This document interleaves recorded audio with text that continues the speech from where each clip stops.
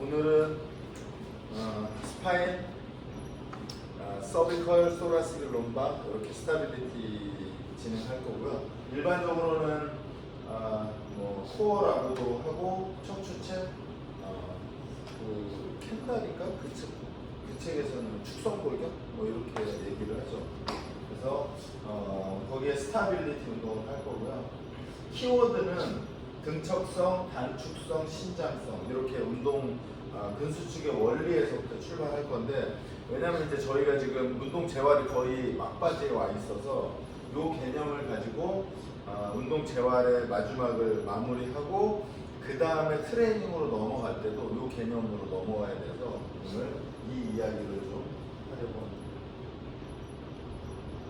그래서 우선 근수축의 원리, 그 다음에 스파인의 스타빌리티, 아이소메트릭한 거, 그 다음에 스파인의 스타빌리티의 컨센트릭, 이센트릭, 아이소메트릭, 그 다음에는 스파인의 펑션, 기능에 관련된 부분으로 진행하겠습니다.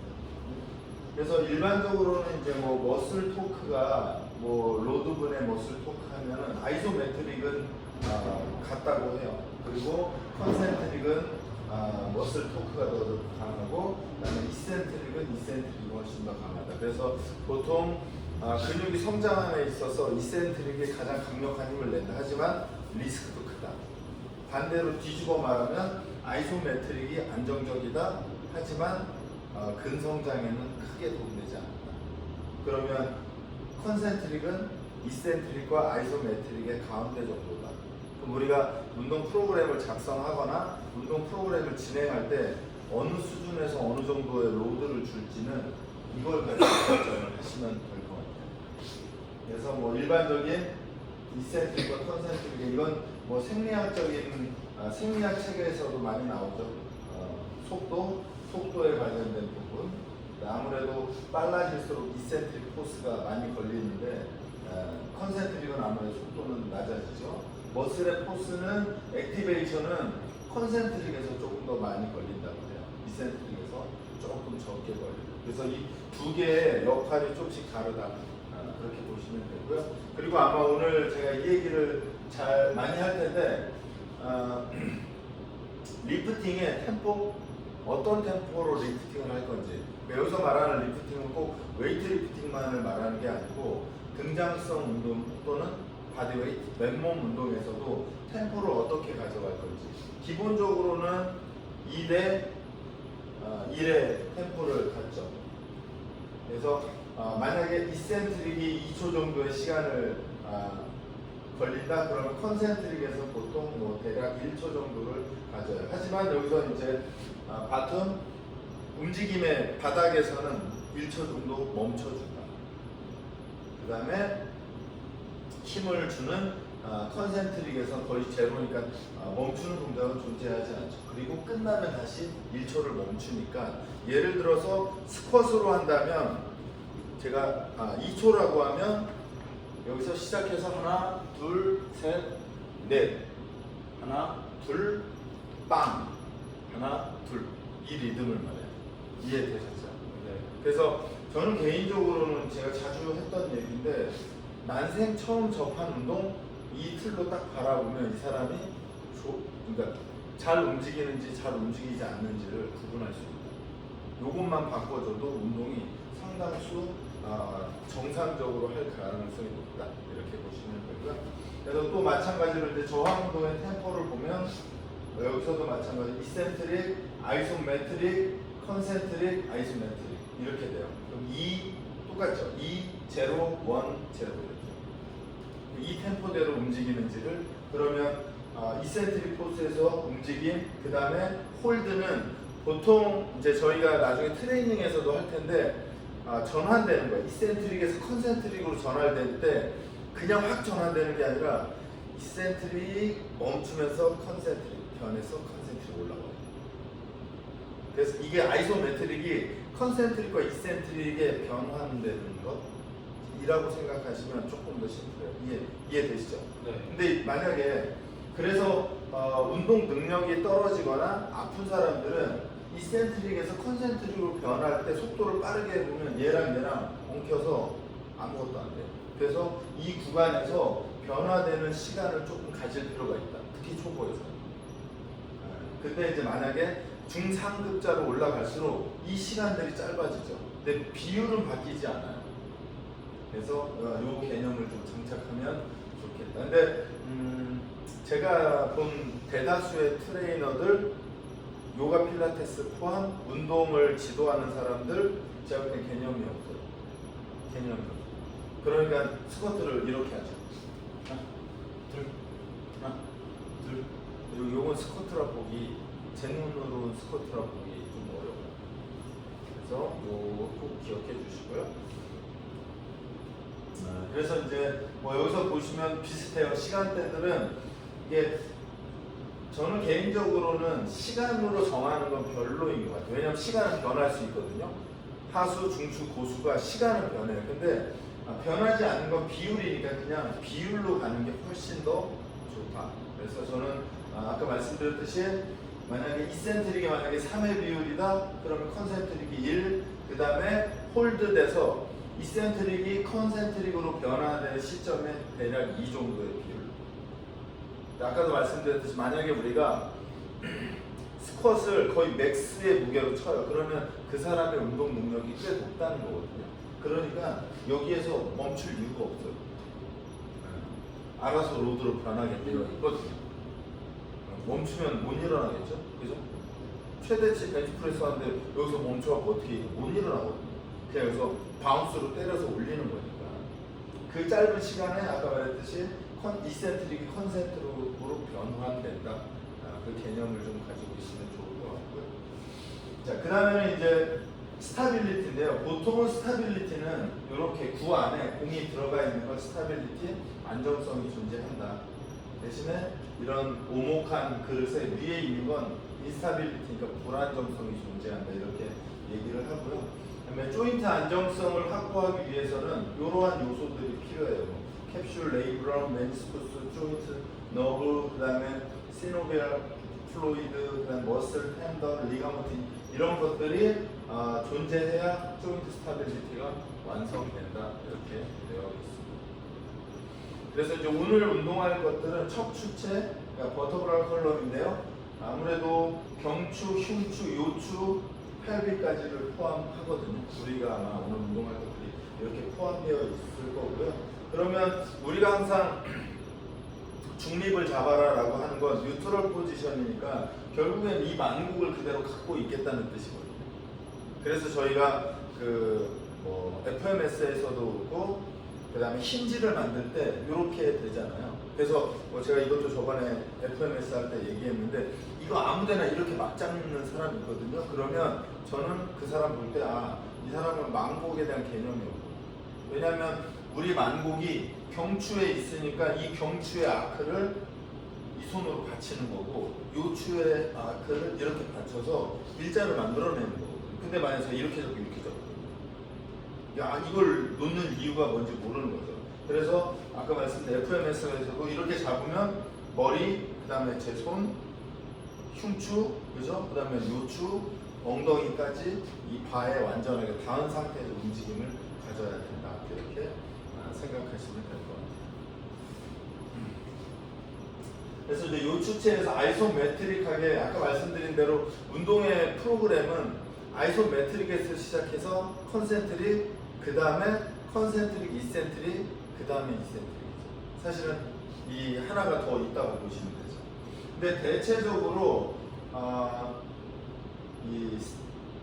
아이소메트릭에서 자극을 잘 못 받는 경우가 있죠. 그죠? 그렇지 않아요? SLR을 하거나 또는 특히 이제 대표적인 게 프랭크인데 프랭크를 이렇게 딱 걸었을 때 어디에 자극받나요? 그럼 대체적으로 엉덩이 허리. 그러면 엉덩이 허리랑 마주보고 있는 주동근들이 예를 들어서 코어, 그러니까 전면부 코어, 그리고 이제 앞쪽이라고 하면 얘네들이 위크해져 있으니까는 자극을 못 받는 거죠. 그렇다면 그러니까 이거는 이제 제가 어느 책에서도 보지 못했던 건데요. 기본적으로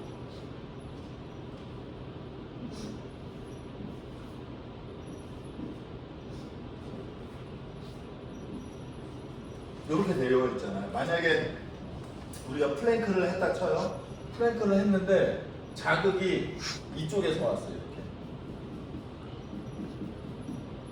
그럼 여기는 좋게 보면 근력이 좋은 거잖아요. 그죠? 나쁘게 보면 타이트한 거예요.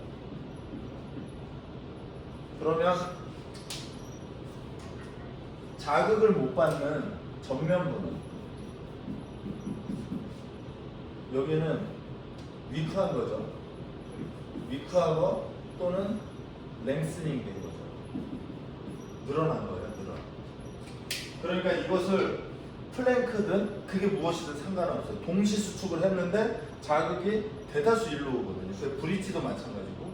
그러면 우리는 그걸 하기 이전에 얘랑 얘의 근력 비율을 이꼬르는 될 수 있게 만들어 놓아야 하니까 사실은 얘를 그러니까 먼저 자극을 줘야 되는 거죠. 먼저 자극을 줘서 얘네 둘의 길이를 비슷하게 만들어 놓고 그리고 아이소메트릭 운동으로 들어가야 되는데 그 작업을 안 하니까 계속 후면부 쪽에 이 근육과 이 근육만 계속 강력하게 자극을 받게 되는 구조인 거죠. 그래서 대다수의 운동, 코어 운동을 하면 다 이렇게 자극을 받거든요. 아마 경험들이 있을 거예요. 그래서 저는 무조건 전면부 때려놓고 근력 운동을 진행합니다. 그래서 뭐 이렇게 진행하면 좋을 것 같고, 근데 이제 만약에 아이소메트릭으로 아까 말씀드린 대로 만약에 처음 시작하는 게 아이소메트릭을 먼저 하죠, 그죠? 그 다음에 컨센트릭 하죠, 그 다음에 컨센트릭, 이센트릭 하죠, 그리고 이센트릭 하죠. 운동이 여기서부터 이렇게 진행되잖아요, 그죠? 여기서 이렇게 진행되는데 이렇게 딱 때렸는데 예를 들어 운동신경이 괜찮아요. 그러면 저는 여기 말고 그냥 여기를 먼저 때려요. 그러면 이 밑에 그냥 다 알아서 자동으로 되겠죠, 그죠? 근데 운동신경이 안 좋거나 상태가 안 좋다면 어찌 될거나 여기서부터 절차를 밟아서 올라와요. 그렇게 보면 여기를 때리면 다 들어오겠죠, 그죠? 할 수 있다면 전제하에. 그래서 요 순서를 좀 기억해 주시면 좋을 것 같아요. 근데 지금 이제 이게 이제 일반적으로 우리가 코어 운동의 순서니까 일반적으로 봤을 때 이렇게 아이소메트릭을 한다. 그러면 이 상태에서 다리를 들거나 측면 플랭크를 딱 했을 때 자극의 위치가 이렇게 들어온다면, 그러니까 요거보다 앞단의 운동이 먼저 필요한 거죠, 그죠? 동시 아이소메트릭을 딱 줬더니 전면부는 전혀 자극이 없고 후면부에 있다? 그럼 풀어놓고 전면부를 따로 먼저 자극을 시키고 이동적으로 들어와야 되는 사전 작업이 하나 더 있다고 생각해요. 마찬가지로 버드독 상태에서도 개인적으로는 저는 발목이 이렇게 풀려 있는 거 저는 개인적으로 싫어하거든요. 발목 풀리지 않게. 왜냐하면 뭐 제가 자주 얘기하지만 저 도시 플렉션이 풀리면 안테리어 체인이 다 늘어져 버리는데 대체적으로 여기서 봤을 때는 이 전면부가 위크한 근육들일 가능성이 되게 높거든요. 전면부를 잡기 위해서 도시 플렉션은 기본적으로 만드는 게 좋다.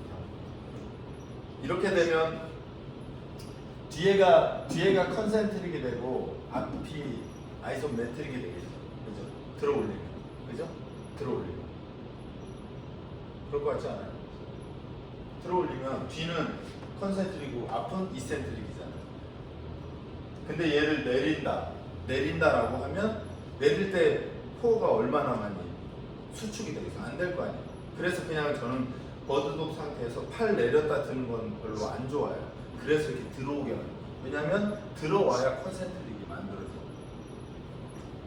그래서 굳이 나누자면 만약에 데드버그하고 버드도그 중에 무엇을 먼저 하겠나라고 하면 저는 개인적으로는 버드도그를 먼저, 아니 데드버그를 먼저. 이유는 전면부를 먼저 여기서 액티베이션 시켜놓고 엎어야 되니까. 그러면 우리가 일반적으로 기저면으로 했을 때 수파인 포지션, 프론 포지션, 니링, 하프 니링 했을 때도 그 이론적 백그라운드에도 정확히 맞아 들어가고 있는 거죠. 이건 선택이긴 하지만. 그리고 나서 이제 컨센트릭, 그 다음에 아이소메트릭, 이센트릭이죠. 그러면 컨센트릭 상태에서 예를 들어서 만약에 크런치면 이 상태에서 컨센트릭 홀드, 그죠? 그럼 아이소메트릭 됐죠. 그리고 이센트릭, 그죠? 컨센트릭, 아이소메트릭, 이센트릭. 그러면 이 뒤에서 최초의 시작은 아까 저희 기억하죠? 여기서 만약에 컨센트릭 했어요. 아이소메트릭, 이센트릭, 그 다음 뭐 해야 돼요? 기억나세요? 아이소메트릭. 그러면 머리가 땅에 떨어져야 돼요? 안 떨어져요? 안 떨어져요. 머리나 최소한 견갑은 땅에 떨어져 있어야 얘가 아이소메트릭으로 견뎌서 다시 이센트릭을 컨센트릭으로 전환해서 올라가요. 뭐 다른 것도 다 마찬가지. 그래서 우리도 그렇고 우리가 운동을 시켜보면 대체적으로 회원들이 힘들면 빨라지기 시작해요. 왜냐하면 늦어지면 늦어질수록 이게 힘들어지거든요. 그 속도를 빨리빨리 냅니다. 이제 그 다음에는 이제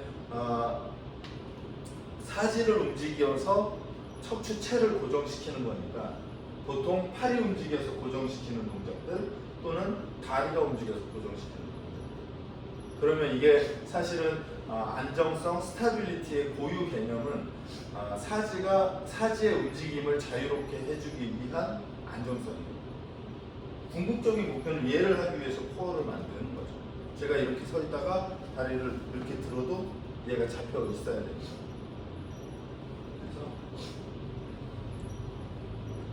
마찬가지로 그래서 이렇게 해서 그 다음에는 이게 사지탈과 프론탈 면에서 움직임이 끝나면 그 다음은 결국은 회전이죠. 그래서 이게 골프를 치거나 테니스를 치거나 야구를 하거나 내가 공을 던져도 내 팔이 움직여도 내 척추체는 회전을 그대로 지키려면 우리가 맨 처음에 아이소메트릭한 요 뉴트럴 포지션을 유지한 채 만약에 공을 던진다면 고관절 중심으로 이렇게 회전을 하는 거죠. 얘는 척추체가 깨진 거고 얘도 깨진 거죠. 그죠? 방망이를 친다면 이 상태에서 척추체의 고정 속에 이렇게 도는 거죠. 이거는 그죠? 이거는 척추체가 다 깨진 거예요. 그래서 이것을 만들어내는 게 사실 최종적으로 스포츠로 가기 위한 기본 동작들이라고 보시면 되고요. 그래서 아까 말씀드린 대로 최초의 포스처를 어떤 방식으로 움직이든 고정시켜서 안정성을 잡게 만든다. 이게 이제 척추체의 기능적인 능력이죠. 이제 조금 더 기능적으로 가면 메디슨 볼을 던지거나 이렇게 돼도 메디슨 볼을 던져서 내가 충격을 흡수하더라도 공을 잡는데 이렇게 잡는 건 아니죠. 그래서 척추체가 살아야 돼요. 이런 느낌으로 계속 척추체의 중립을 가지고 있는 거죠.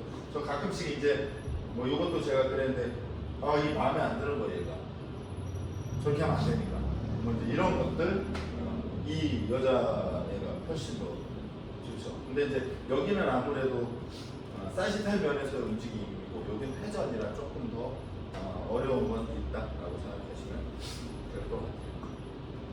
그래서 척추체의 안정화 운동은 대략 이렇게 진행이 되고요. 그래서 마지막에 이렇게 공을 받는 동작들은 대체적으로 이센트릭 포스가 커지고 이쪽으로 오면 우리가 말하는 플라이오메트릭이라는 운동으로 전환하는 거고요. 여기에 있으면 교정 운동 또는 운동 재활 이렇게 되는 거예요. 그리고 아이소메트릭하고 컨센트릭 위주로 있다? 그러면 주로 운동 재활과 교정 운동을 중심으로 하는구나. 컨센트릭과 이센트릭이 존재하다? 이건 트레이닝 국면에 있구나. 이센트릭 포스가 크다? 그러면 플라이오메트릭 파워 트레이닝을 하는구나. 개념 정리는 이렇게 해주시면 돼요. 그래서 이제 그 FMS에서도 그 아슬레틱 피라미드 보면 이렇게 되어 있으면 여기가 아이소메트릭하고 컨센트릭 구간이 되고 여기는 컨센트릭하고 이센트릭 구간이고 여기는 이센트릭 구간이 훨씬 크죠. 그래서 행위자의 행위를 보면 이것들을 구조적으로 나눌 수 있어야 제가 볼 땐 전문가가 될 수 있다 생각하고요. 아마도 이제 저희가 한 지금은 9월이죠. 9월 정도 되면 트레이닝으로 완전히 전환될 예정이거든요. 그때로 넘어가면 아마도 요 주변에서 계속 수업을 하게 될 것 같아요. 혹시 질문 있으면 질문 받고 마무리. 네. 기소 매트릭스 이런 쪽으로 리스트까지 가는 과정이 있는데 아까 말씀드렸을 때 코스에 비해서 코스 액티베이션이 큰 게 컨센트리에서 좀 더 용이하다고 하셨는데 그 부분이 잘 이해가 안 가요. 왜냐면 컨센트릭일 때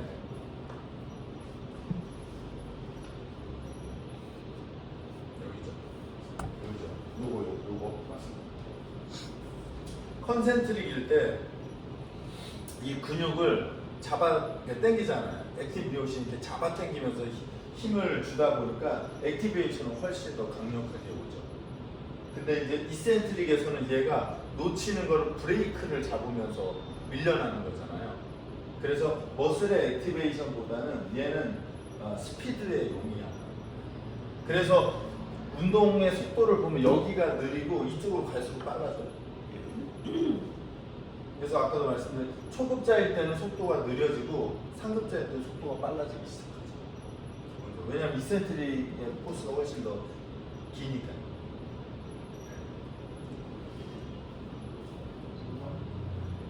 혹시 또 질문이요?